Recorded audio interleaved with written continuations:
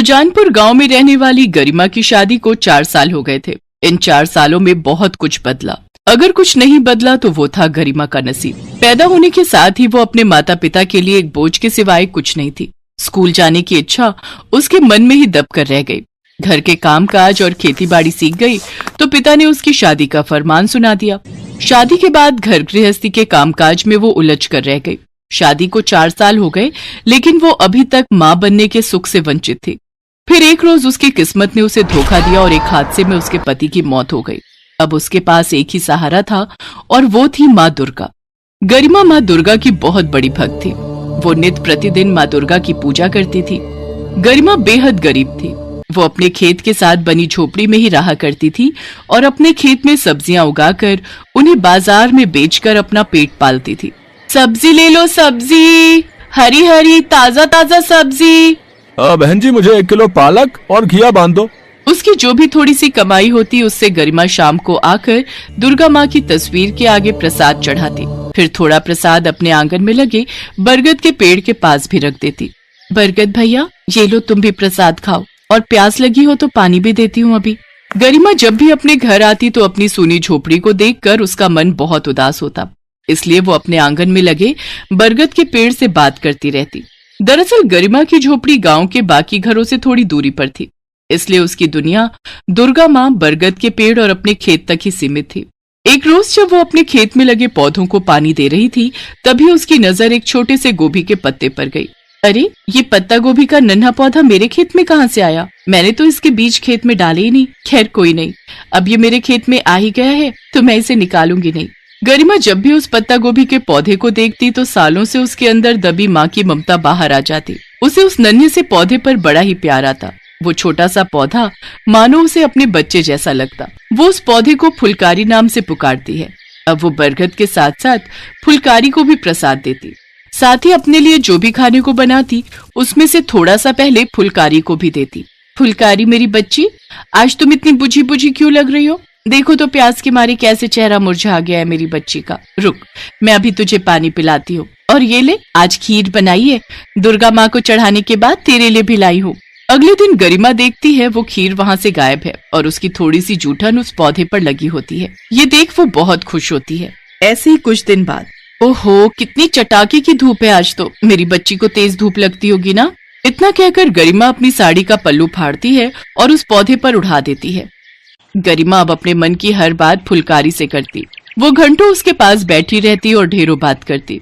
उधर से गुजरने वाले लोग जब भी उसे ऐसे पौधों से बातें करते देखते तो उसका खूब मजाक उड़ाते और उसे पागल कहते। देखो तो इस गरिमा को, अरे कैसे पागलों की तरह हर समय इस पत्ता गोभी के पौधे पर ही चिपकी रहती है भैया। अरे सुना है वो तो इसे अपनी बेटी मानती है, जिसका नाम इसने फुलकारी रखा है। अच्छा, फिर तो इसकी फुलकारी को ठीक करना ही पड़ेगा इससे। अगले दिन वो आदमी उस पौधे पर एक दवाई छिड़क देता है, जिससे वो पौधा काफी मुरझा जाता है। गरिमा हरिया को ऐसा करते देख लेती है और वो चिल्लाते हुए वहां आती है। ए हरिया, ये तूने मेरी फुलकारी को क्या किया रे? हरिया वहां से भाग जाती। गरिमा रोते हुए गांव के मुखिया के पास पहुंचती है और उन्हें सारी बात बताती है। गरिमा, अकेले रह रहकर तू सचमुच बावली हो गई है। भला एक पौधा कैसे तेरा बच्चा हो सकता है? मेरा समय बर्बाद मत कर और जा यहाँ से। नहीं मुखिया जी, मैं सच कह रही हूँ। वो पत्ता गोभी नहीं बल्कि उसके रूप में दुर्गा माँ का आशीर्वाद है मुझ पर, जिसे उन्होंने मेरी बच्ची बनाकर भेजा है। ऐसा है तो फिर मैं तुझे शुक्रवार तक का वक्त देता हूँ। तू अपनी उस बच्ची को बोल कि वो सबके सामने आए और बात भी करे, तभी हम मानेंगे कि वो तेरी बच्ची है। और अगर तू ऐसा नहीं कर पाई तो हम उस पौधे को उखाड़ फेंकेंगे। साथ ही दिमागी तौर पर बीमार होने के कारण तुझे मेंटल हॉस्पिटल भी भेज देंगे, समझी? गरिमा रोते हुए घर आती है और उस पौधे के सामने सारी बात बताती है।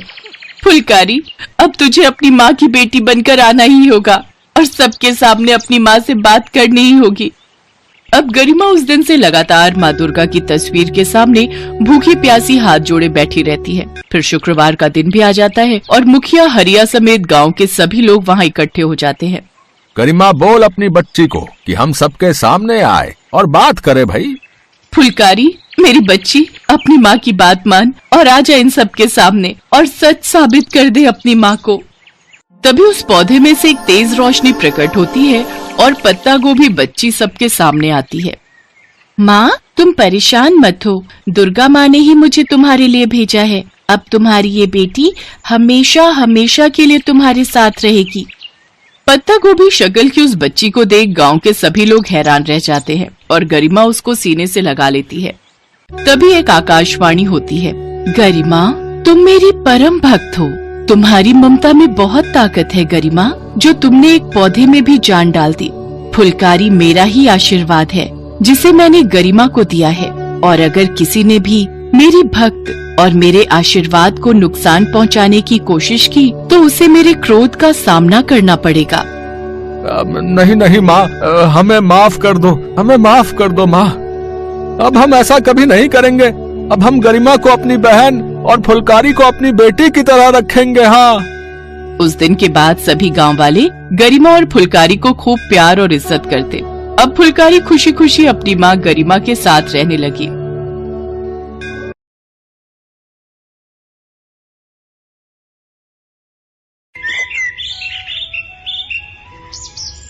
अरे बेटा जागेश, ये क्या कर रहे हो? बाबा, मैं युद्ध लड़ रहा हूँ। युद्ध? पर किसके साथ? हमारे राज्य के दुश्मनों के साथ। अच्छा, और बिना तीर तलवारों और बिना सैनिकों के साथ युद्ध हो रहा है? नहीं पिताजी, ये आलू मेरी सेना है और प्याज दुश्मन की सेना है। पर तुम्हारी सेना तो काफी कम है। हाँ पिताजी, लेकिन आप देखो ना, मेरा एक एक सैनिक 2 के बराबर है। मेरा वीर बेटा, चलो अब मैं जा रहा हूँ, शाम को आता हूँ। ये कहानी है जागेश की। जागेश 5 साल का छोटा बच्चा था। उसका परिवार राजा संग्राम सिंह के राज्य में रहता था। जागेश के पिता सब्जियों की खेती करते थे। पहले वो सब्जी उगाते और फिर राज्य में घूम घूम कर उन्हीं सब्जियों को बेचा करते थे। इसीलिए जागेश के घर में कभी सब्जी की कमी नहीं होती थी। आलू प्याज तो हमेशा भरे ही रहते थे और यही आलू प्याज जागेश के दोस्त थे। फिर उसी शाम। जागेश, कहाँ हो बेटा? बाबा प्रणाम। प्रणाम। ये देखो, मैं तुम्हारे लिए क्या लाया हूँ। लो, अब से ये होंगे तुम्हारे सैनिक। अरे वाह, बहुत बहुत शुक्रिया बाबा। जागेश ने उन सैनिकों को लिया और खेलने चला गया। काफी देर तक वो उन गुड्डों के साथ खेलता रहा, पर उसे कुछ खास मजा नहीं आया और फिर उसने वापस अपने आलू और प्याज के साथ ही खेलना शुरू कर दिया। ये देखकर जागेश के पिता भी समझ गए कि जागेश को सब्जियों से कितना लगाव है। ऐसे ही कई साल बीत गए। पर एक दिन जब जागेश के अलावा घर पर कोई नहीं था, जागेश ने खेल खेल में एक आलू को जोर से दीवार पर दे मारा। तभी उसे एक आवाज आई। है, ये कौन बोला? अरे यार, थोड़ा आराम से खेल भाई। है आलू, क्या ये तुम बोले? मतलब तुम मुझे सुन सकते हो? हाँ, अब इतनी जोर से बोलोगे तो कोई बहरा भी सुन लेगा ना। पर तुम बोल कैसे रहे हो? अपने मुंह से बोल रहा हूँ, और कैसे? अरे यार, लेकिन तुम तो आलू हो ना। आलू हो चाहे लौकी, हम सब बोल सकते हैं, बस सुनने वाला होना चाहिए। है, प्याज तुम भी? इस तरह एक एक करके घर में पड़ी सारी सब्जियां बोलने लगी। वहाँ शोर मच गया। कद्दू, खीरा, लौकी, हर कोई जागेश को पुकार रहा था और जागेश ये सब देखकर हैरान था। बस असली कहानी यहीं से शुरू होती है। जागेश में गजब की शक्ति आ गई थी। वो सब्जियों से बात कर पा रहा था। तभी जागेश के मन में एक ख्याल आया और उसने फौरन एक छोटा आलू अपने हाथ में लेकर उससे कहा, ओए आलू, तुम अभी एक हो, पर क्या तुम 2 बन सकते हो? अगले ही पल जैसे ही जागेश ने अपनी मुट्ठी खोली तो उसमें एक जैसे दिखने वाले 2 आलू थे। क्या बात है, मेरा भाई आ गया, जुड़वा भाई। फिर जागेश ने एक प्याज से कहा, क्या तुम मेरी जितनी बड़ी हो सकती हो? बस इतनी सी बात, ये लो। इतना कहते ही प्याज का आकार बढ़ने लगा और वो जागेश से भी बड़ी हो गई। फिर उसने भिंडियों की तरफ देखकर कहा, भिंडियों, तुम वहाँ पड़ी पड़ी क्या देख रही हो? चलो एक काम करो, जरा मुझे दौड़कर दिखाओ। जागेश का इतना कहना था कि सारी भिंडियां झोपड़ी में इधर उधर भागने लगी। अब तो जागेश की खुशी का ठिकाना ही नहीं था। हालांकि इस जादू के बारे में उसने किसी को नहीं बताया और इसी तरह कई साल बीत गए। जागेश अब बड़ा हो गया था। उसके पिताजी का देहांत हो चुका था और उनकी जगह अब जागेश पूरे राज्य में घूम घूम कर सब्जियां बेचता था। एक शाम जब जागेश थका हुआ अपनी चारपाई पर लेटा था, तभी एक आलू आकर उसके पेट पर बैठ गया। क्या यार, सुस्त कहीं का, चलना खेलते हैं। नहीं भाई, मैं बहुत थक गया हूं। अब तू भी सो जा, सुबह जल्दी चलना है। साप्ताहिक बाजार है तो देर नहीं होनी चाहिए। अगले दिन जल्दी उठकर जागेश बाजार में पहुंच गया।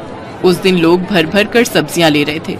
जागेश की भी अच्छी कमाई हुई, लेकिन तभी उसने दो सैनिकों को आपस में बात करते हुए सुना। अरे जितना सब्जी अनाज लेना है ले लो, युद्ध शुरू होने वाला है। पता नहीं बाद में क्या मिले और क्या ना मिले। हाँ भाई, सही कह रहे हो। उन सैनिकों की बात सुनकर जागेश समझ गया कि उसका राज्य खतरे में है, और हुआ भी वही। दुश्मन राज्य ने अंग्रेजों के साथ मिलकर राजा संग्राम सिंह के राज्य पर हमला कर दिया। लेकिन दिक्कत ये थी कि अंग्रेज अपने साथ बंदूकें और तोपें लेकर आए थे, जबकि संग्राम सिंह के सैनिकों के पास सिर्फ भाले और तलवारें थी। देखते ही देखते दुश्मन सेना संग्राम सिंह की सेना पर भारी पड़ने लगी। ये देखकर जागेश राजा से मिलने पहुंचा। महाराज की जय हो। हाँ बताओ, तुम मुझसे अकेले में क्यों मिलना चाहते थे? महाराज, आप अपनी सेना पीछे कर लीजिए, अब सब कुछ मैं संभाल लूंगा। वैसे भी हमारे बहुत से सैनिक शहीद हो चुके हैं। राजा संग्राम सिंह जागेश को ध्यान से देख रहे थे। असल में वो उसे पागल समझ रहे थे। तभी जागेश ने अपनी जेब से 2 आलू निकाले और उन्हें जमीन पर फेंक दिया। देखते ही देखते वो दोनों आलू जाबाज सिपाहियों में बदल गए और राजा की सुरक्षा में तैनात हो गए। इसके बाद जागेश अपनी सेना के साथ रणभूमि में गया, जहां हर तरफ गोलियां चल रही थी। तभी जागेश ने अपनी सब्जियों को देखकर जोश से कहा, खीरों, तुम बंदूक बन जाओ, और मिर्चियों, तुम्हें गोलियां बनकर दुश्मन पर बरसना है। लौकी, जल्दी से तोप बन जाओ, और कद्दू, तुम तोप का गोला बनकर दुश्मन को तबाह कर दो। प्याज, तुम हथगोले बनकर दुश्मन सेना पर टूट पड़ो। अगले ही पल रणभूमि में हाहाकार मच गया। खीरे बंदूकें बन चुके थे और उनमें से धुआंधार मिर्चियां निकल रही थी, जो सामने वाले सैनिकों को छलनी कर रही थी। हरी लौकी तोप बनकर कद्दू बरसा रही थी और दुश्मनों के बचे खुचे सैनिक आलू और प्याज की सेना ने निपटा दिए। जब धुआं हटा तो जागेश शान से रणभूमि से लौट रहा था और उसके पीछे उसके खास सैनिक भी चले आ रहे थे। राजा संग्राम सिंह ने फौरन आगे बढ़कर जागेश को गले से लगा लिया और पूरा राज्य अब जागेश की जय जयकार से गूंज रहा था।